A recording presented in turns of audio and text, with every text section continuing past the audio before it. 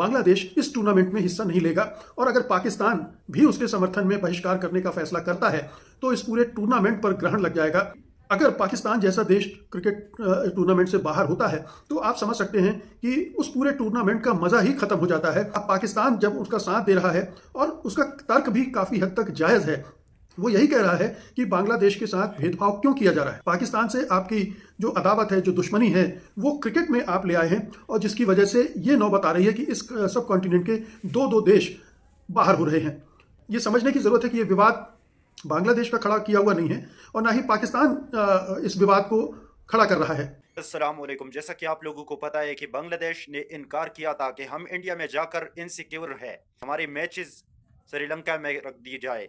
इस पर आईसीसी ने उन्हें नोटिस भेजा कि आप लोगों की जगह स्कॉटलैंड को लिया जाएगा।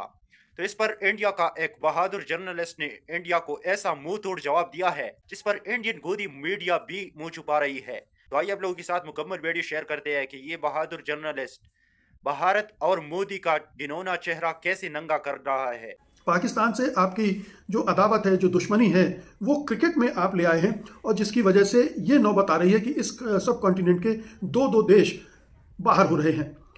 अगर आप पाकिस्तान के लिए ये सुविधा रख सकते हैं, आप अपने लिए ये सुविधा रख सकते हैं कि आप भारत में पाकिस्तान के साथ नहीं खेलना चाहते हैं और अपने मैच श्रीलंका में रखते हैं, तब फिर आप कैसे ये कह सकते हैं कि बांग्लादेश की ये मांग गलत है कि उसके जो मैच हैं वो भारत के बजाय श्रीलंका में रख दिए जाएं। ये समझने की ज़रूरत है कि ये विवाद बांग्लादेश का खड़ा किया हुआ नहीं है और ना ही पाकिस्तान इस विवाद को खड़ा कर रहा है।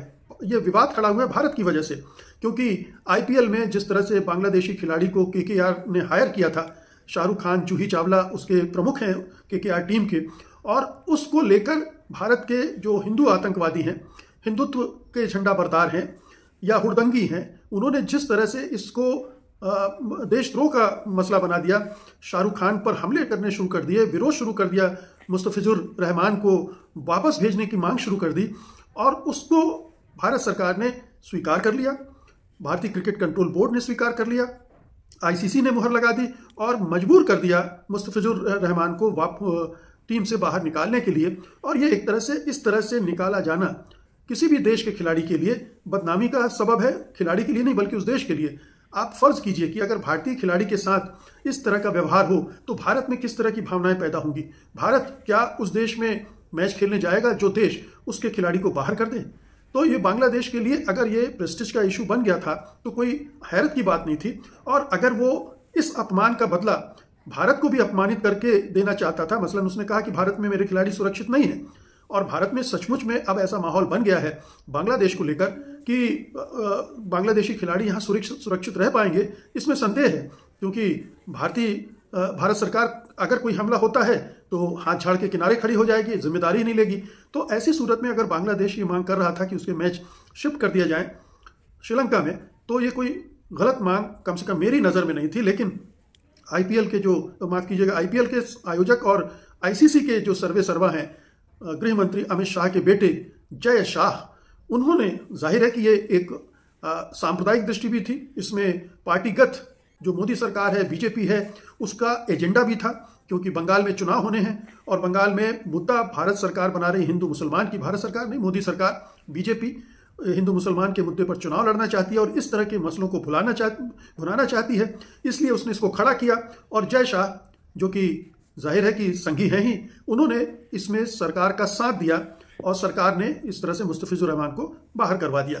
तो ये पूरा सिलसिला जो है उसके लिए कोई और जिम्मेदार नहीं है, मोदी सरकार है और जय शाह हैं जो उनके ही अपने बनाए हुए हैं, जो कि हम सब जानते हैं कि उनकी प्रतिभा क्या है, उनका अनुभव क्या है और वो जिस तरह के उनका व्यक्तित्व है उसके बारे में अब ज़्यादा कहने की ज़रूरत नहीं है। अब क्रिकेट को भी उन्होंने इसी में खींच लिया है, अपनी घरेलू सोच, घरेलू राजनीति को उस पर थोप दिया है। जो एंटी पाकिस्तान सोच है उसको वो क्रिकेट में भी ले आई है, एंटी पाकिस्तान वहाँ भी कर रही है और अब एंटी बांग्लादेश भी हो गया है। तो दो देशों को अपनी घरेलू राजनीति के नज़रिए से उसने एक दूसरी ही शक्ल दे दी है, जो कि बहुत खराब है। ये नैतिक दृष्टि से भी खराब है। खेलों को इस तरह से, खेलों में राजनीति होती रही है, खेलों का पहले बहिष्कार भी किया जाता रहा है, लेकिन इस पैमाने पर खेलों को पूरी तरह से हिंदू मुसलमान का रूप दे देना क्रिकेट को, ये बड़ा घातक है।